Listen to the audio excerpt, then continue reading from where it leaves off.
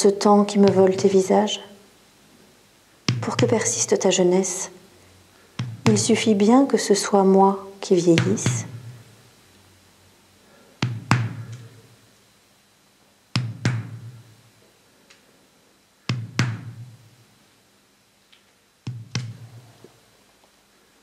L'aube pointait.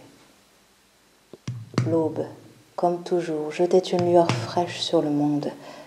Un espoir incertain prenait forme. Tout semblait à nouveau calme, paisible, comme si la terre ne devait être qu'un vaisseau sur l'eau, parvenant à retrouver son équilibre après une nuit de tempête.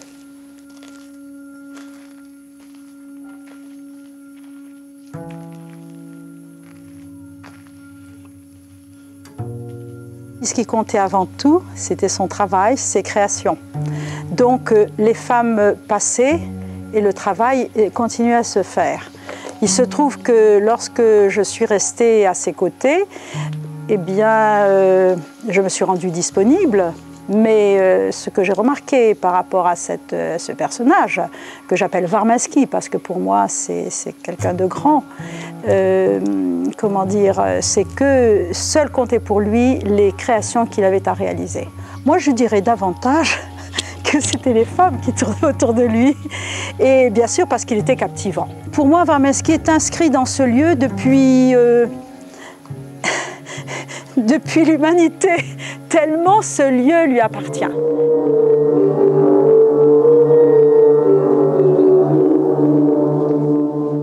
Ici, c'est un ancien village troglodytique et qui a été habité depuis le Moyen-Âge jusqu'au début des années 50 par 5 familles.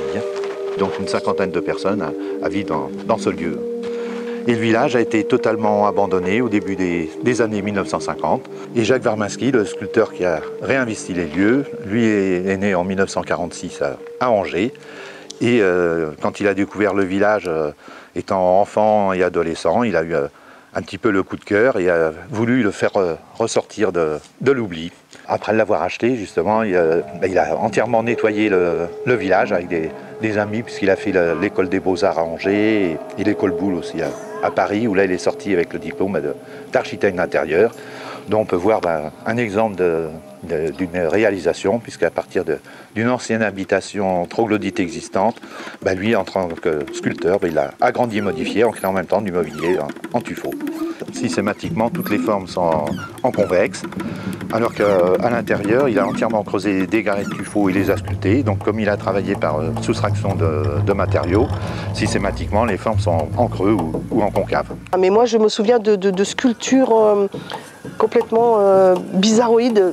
Enfin, dans le village, les gens le prenaient un peu pour un fou furieux, quoi, parce que c'était quand même quelqu'un, c'est vrai, c'était quelqu'un qui sortait du lot. Je veux dire, c'était pas monsieur tout le monde, c'était Jacques Varminski, avec tout ce que ça comporte, sa tenue vestimentaire, son physique, ses phrases, enfin son savoir aussi, parce que il connaissait plein de choses, quoi, aussi bien sur la culture. Enfin voilà, il racontait. À l'époque, il parlait de son projet. Il parlait du projet de l'hélice terrestre, du concave, du convexe. Alors c'est vrai que c'était un petit peu flou dans ma tête à moi, parce que voilà, on n'était pas dans sa tête à lui, et lui avait certainement les images que nous on n'avait pas. Si vous voulez, voilà, il a su montrer après ce qu'il projetait, parce que ça s'est concrétisé.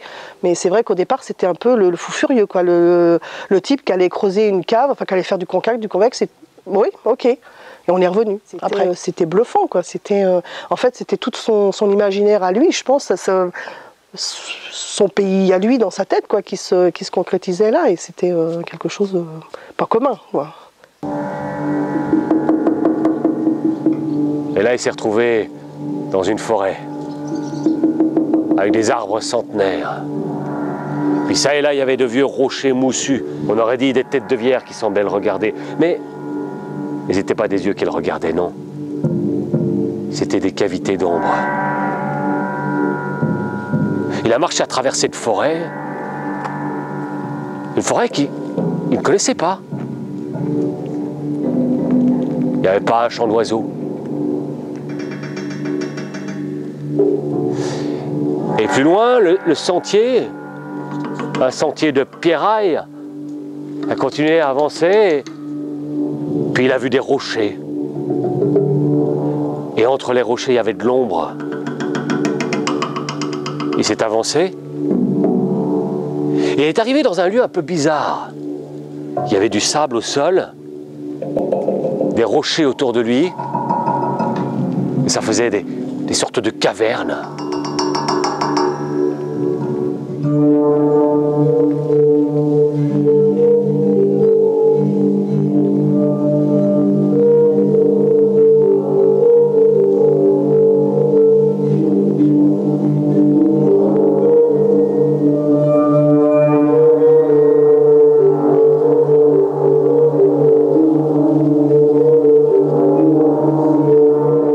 Varmesky est universel.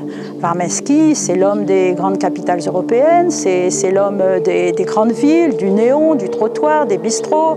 Varmesky, c'est pas l'homme des cavernes. Hein. Varmesky, c'est la science et l'humain. Quand on arrivait à l'Élysée terrestre ou quand j'arrivais par hasard en soirée comme ça, dans ce site qui est quand même unique, eh bien, où est Jacques?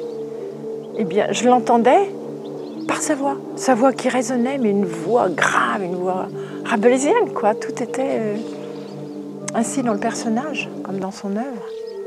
Et le tout dans une délicatesse, une véritable main de velours, Jacques, c'était. Et lui, il réalisait une œuvre très terrestre, il était pied dans le tuffeau à creuser pour réaliser cet immense témoignage qu'est l'Élysée terrestre de Lambière.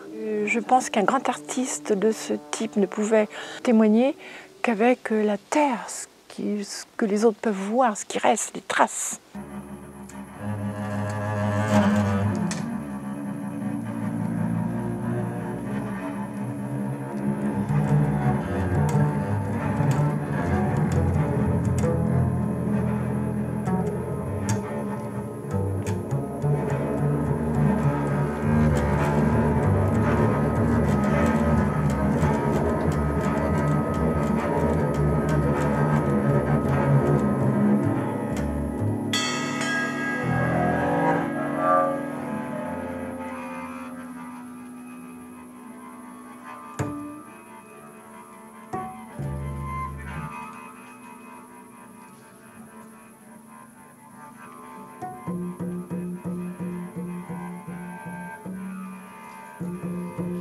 Malheureusement, il nous quitte, il a 50 ans.